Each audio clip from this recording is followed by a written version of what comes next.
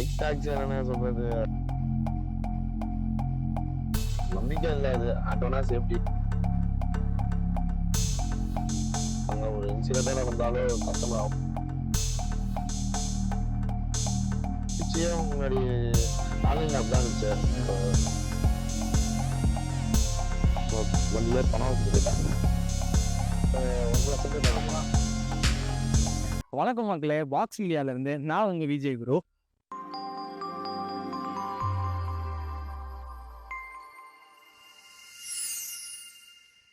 ஒவ்வொரு சாமானியனுக்கும் ஒவ்வொரு வகையான பயணம் இருக்கும். அந்த பயணத்துல உங்களையும் கூட்டிட்டு போய் சேர்க்கிற நிகழ்ச்சி தான் சாமானியனின் பயணம். அப்போ அந்த வீடியோக்குள்ள போலாம்.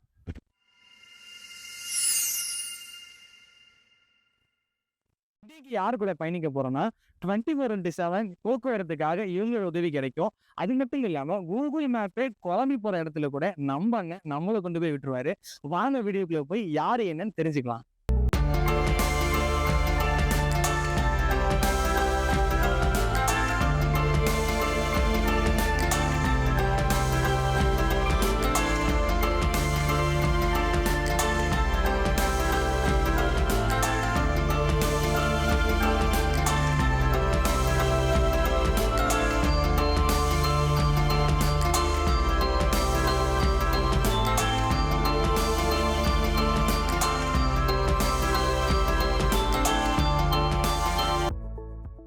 அண்ணா, உங்களை பத்தி கொஞ்சம் சொல்லுங்கண்ணே. என் பேரு ஆர் வெங்கடேசன். வீடு காட்டுறேண்ணா. எத்தனை வருஷமா இந்த ஃபீல்ட்ல நீங்க இருக்கீங்க? இந்த ஃபீல்ட்ல ஒரு 10 இயர்ஸா இருக்குண்ணா. நீங்க நார்மலா இந்த ஃபீல்டுக்கு வந்தீங்களா இல்ல எதுவும் சந்தர்ப்ப சூழ்நிலை காரணமா? டிப்ளமோ முடிச்சேன். டிப்ளமோ முடிச்சு ஜாபுக்கு ட்ரை பண்ணேன். சேலரி வெளியே 8,000 இவ்வளவுதான் தரேன்னாங்க. அதுக்கப்புறம் தெரிஞ்சவர் ஒருத்தர் வாடகைக்கு வண்டி எடுத்துறேன் ஓட்டுறியாப்பான்னு கேட்டாரு. அவர் கொஞ்சம் சப்போர்ட் பண்ணாரு. சரி ஓகேன்னு ஓட்டி பார்த்தா பெட்டரா இருந்துச்சு. இதுல வர வருமானம் நம்மளோட டெய்லி வாழ்க்கையை ஓட்டுறதுக்கு போதுமான அளவு இருக்கா?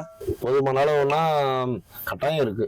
அதாவது வர சமயத்துல முகூர்த்த நாள்னா கொஞ்சம் நல்லா விடும். அந்த சமயத்துல சிக்கன் மாட்டிக்கிட்டு இல்லாத சமயத்துல செலவு பண்ணிட்டு இருக்க. முகூர்த்த நாள் இல்லாம சில நாள்ல குறிப்பிட்ட சனி ஞாயிறு அந்த மாதிரிலாம் நாட்கள்ல அதிகமா போற மாதிரி இருக்குமா? இல்ல எந்த நாள் அதிகமா போகும்? சனி ஞாயிறு பீக் ஹாலிடேஸ் தான். கட்டாயம் நல்லா டிராவல் ஆகும். கஸ்டமர் லீவ்ல இருக்கனால பஜாரு கல்லணை இப்படி சுத்தி பார்க்க வெளியே வருவாங்க போங்க. மற்ற ஸ்கூல் டைம்ல சாயந்தரம் ஒரு 6 மணிக்கு மேல போறது தான். அந்த 3 hours ரன்னிங் ஆகுறது தான் வந்துட்டு. சனி ஞாயிறுனா ஃபுல்லாவே ரன் ஆகும். இப்போ ஆட்டோ ஓட்டுறவங்க ரெகுலர் கஸ்டமர் அதிகமா இருப்பாங்களா, நம்ம புதுசா வர கஸ்டமர் அதிகமா இருப்பாங்களா? ரெகுலர் கஸ்டமர் வருவாங்க. புதுசா ஒரு அர்ஜென்ட் ஆட்டோ பிடிக்கிறவங்களும் இருக்காங்க. உங்களுக்கு ஏதாவது தேவைகள் இருந்து லீவ் போட்டீங்கன்னா பண்ணுவீங்கண்ணே? அது மாதிரி சமயம் தேவை லீவ் போட முடியாது. ஒரு நல்லது ஃபங்க்ஷனு இதுனா போவோம். அந்த ஒரு முகூர்த்தம்னா ஒரு கல்யாணம்னா ரிலேஷனுக்கே கல்யாணம் நடந்தோம்னா அந்த சவாரி முடிக்க 9-9 ஆயிரும். அதுக்கப்புறம் தான் நம்ம போய் அட்டென்ட் பண்ற மாதிரி இருக்கும். காலையிலேயே நம்ம போக முடியாது.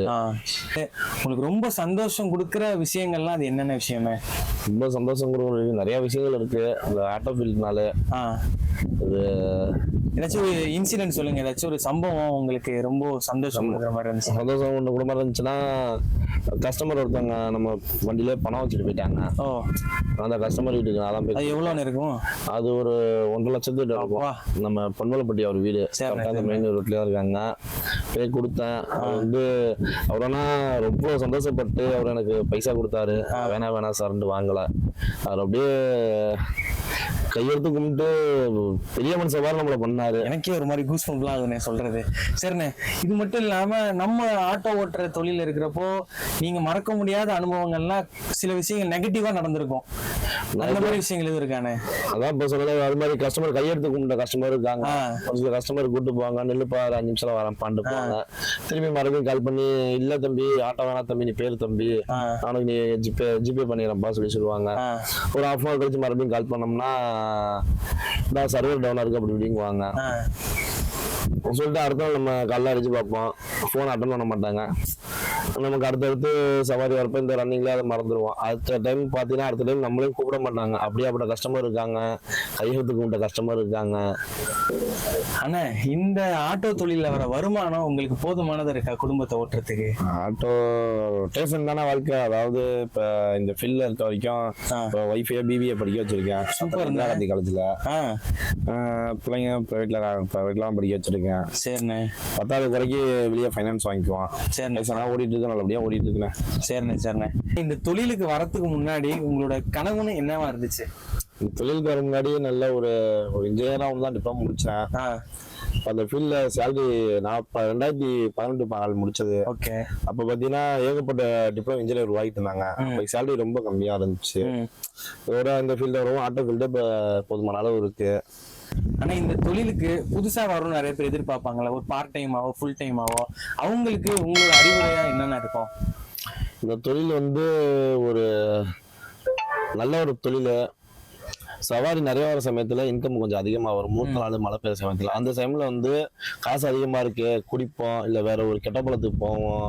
அது மாதிரி போயிடாதீங்க. சவாரி நல்லா இருக்க சமயத்துல வீட்டுல படுத்துக்கிட்டு சோம்பேறி ஆயிடாதீங்க, இதுதான் சொல்லுவேன்னு. ஏன்னா இப்போ பெட்ரோல் டீசல் கேஸ் எல்லாம் அடிக்கடி ரொம்ப பயங்கரமா ஏறிட்டு போகுது நம்ம ஊர்ல. சோ அதனால நம்ம தொழிலுக்கு எந்த மாதிரி சாதக பாதகங்கள் ஏற்படுது? அது மாசம் 1ஆம் தேதி எப்பவுமே கேஸ் விலை ஏறதான் செய்யும். இறங்குவாங்க, அது இறங்க வாய்ப்பு. எவ்வளவு ஏறும்? அது ஒரு 5 ரூபால இருந்து 10 ரூபா ஏறும். குறையிறது 1 ரூபா தான். தங்கம் மாதிரிதான். சரிண்ணே. இறங்குமே அது நம்ம ஏறுறப்ப கஸ்டமர்ட்ட ஒரு 10 ரூபா சேர்த்து கேட்டா யோசிப்பாங்க. அதனால அந்த ரேட்டு தான் இப்போ மாதிரிதான். நாளே இறங்கினாலும் ஃபிக்ஸர் மாதிரி தான் கஸ்டமர் மைண்ட் செட்ல இருக்காங்க. அந்த 10 ரூபா ஏன்னா டீயை தான் குடிப்பான். ஆனா அந்த 10 ரூபாய்க்கு கஸ்டமர் சில பேர் யோசிப்பாங்க. ஆனா சேர்த்து கொடுக்குற கஸ்டமர் இருக்காங்க. சரிண்ணே. இந்த வேலையில நீங்க இருக்கிறப்போ பொதுவா சில இடத்துல வண்டி ஓடிட்டு இருக்கோ சில பிரச்சனைகள் வரும். அந்த பிரச்சனைகள் வரப்போ உடனே ஹெல்ப்புக்கு வர்றது மக்கள் வருவாங்களா இல்ல போலீஸ் தானே போய் ஆகணுமா? பிரச்சனை பண்றதே மக்களா தானே இருப்பாங்க. சரிண்ணே. இல்ல ஆனா ஒரு பிரச்சனை வந்துச்சா என்னதான் பண்ணுவாங்க அவங்கலாம்? என்ன பண்ணுவாங்க, பிரச்சனை வந்துச்சுன்னா இது மாதிரி வண்டியை நவுத்தக்கூடாது, அப்படியே அங்கேயே நிப்பாட்டு வையுங்குவாங்க, கண்ணாடி வரைக்கும் கள்ள தூக்குவாங்க. அதெல்லாம் வன்முறை மாதிரி பண்ணுவாங்க. அது நம்ம டக்குன்னு போலீஸ்காரங்கலாம் நிறைய டைம் ஹெல்ப் பண்ணியிருக்காங்க, சப்போர்ட் பண்ணியிருக்காங்க. ஆனா மீட்டர் ஆட்டோன்னு சொல்றீங்க. இப்ப நான்லாம் பாக்குறப்போ மோஸ்ட்லி ஆன்லைன்ல இருக்க ஆப்ல தான் புக் பண்றோம். ஆன்லைன்ல இருக்க ஆப்புக்கும் நீங்க வச்சிருக்க அந்த மீட்டருக்கும் என்ன வித்தியாசம், என்ன நல்லது? ஆன்லைன் ஆப்ல நாங்க கமிஷன் கொடுத்துருவோம். இந்த மீட்டரை பொறுத்தளவு கஸ்டமர் எவ்வளவு காசு வாங்கினாலும் அந்த எந்த டிரைவர் போறாங்களோ அவங்களுக்கு தான் பெஸ்டா இருக்கும். அவ்வளவுதான். திருச்சியே முன்னாடி ஆன்லைன் ஆப் தான் இருந்துச்சு. 80-90% மீட்டர் தான். அது வெளியூர்ல இருந்து வரவங்க ஒரு சில பேர் தான் இப்ப இது ஆன்லைன் ஆப்பே புக் பண்றாங்க. இப்ப இந்த பைக் டாக்ஸி எல்லாம் வந்துருச்சு, அதனால நம்ம தொழிலுக்கு எதுவும் பிரச்சனை வந்திருக்கா? பைக் டாக்ஸி என்ன சொல்றது, அது கஸ்டமரை கூட்டு போறப்ப நம்பிக்கை இல்லாது. ஆட்டோனா சேஃப்டி உள்ள உட்காந்துருக்கலாம். பைக் டாக்ஸி கூட்டு போவாங்க, ஒரு இன்சிடென்டா நடந்தாலும் கஸ்டமர் அவங்களுக்கும் சேர்ந்து அடிப்படும். அது பெருசா இல்லாம சின்ன அளவு அடிப்பு இருந்தாலே ஆக்சிடென்ட் ஆனாலே கஸ்டமருக்கு சேர்த்து அடிப்படும். இது அப்படி இல்லை, பேசஞ்சர் சேஃப்டியா உள்ளதான் உட்காந்துருப்பான். ஆனா பல வருஷமா அந்த ஃபீல்ட்ல இருக்கீங்க, முன்னேற்றத்துக்காக எதுவும் பண்ணிருக்கீங்களா? கட்டாயம். என்ன பாத்தீங்கன்னா மீட்டர் ஆட்டோன்னு கிரியேட் பண்ணி நாங்களே ஒரு குரூப், ஒரு அட்மினா இருக்கேன். எத்தனை பேருன்னு? அதுல வாட்ஸ்அப் குரூப்ல 1025 பேர் தான் அளவோட இருக்குங்க நம்ம குரூப். ஏகப்பட்ட படிச்சுட்டு வேலை இல்லாம இருக்கவங்களாம் நம்ம குரூப்ல இருக்காங்க. எல்லாத்துக்கும் ஒரு பழப்ப தர மாதிரி ஒரு ஸ்டேஜ்ல இருக்கும் இப்போதைக்கு. கட்டாயம். சரி. மீட்டர் ஆட்டோனா முன்னாடி மீட்டர் இருக்கும், இப்போ எப்படி அந்த மாதிரி மீட்டர் இல்லை எதுவும்? அதான் உலகமே டெக்னாலஜி உலகம் ஆயிடுச்சு.